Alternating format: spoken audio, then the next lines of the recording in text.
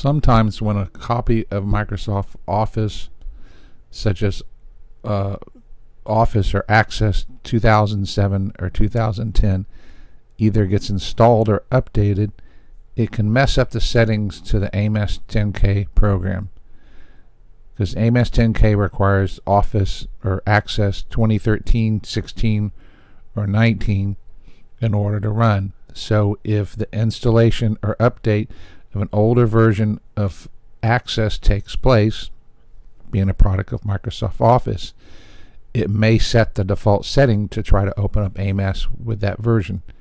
So if you click on the version of AMAS, it'll appear to do this updating here, where it's associating AMAS with this copy of Office or Access 2010, and then eventually you get an error message that shows that the database doesn't match.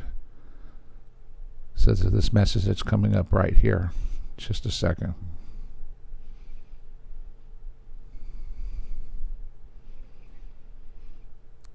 The database is an unrecognized format. So this is an easy fix.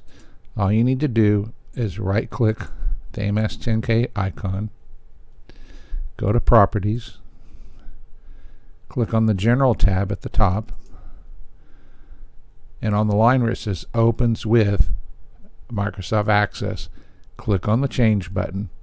Now here, this pinkish colored Access icon is for Access 2010. It's not easy to always tell the difference, especially the difference between the 2013, 16, and 19 versions.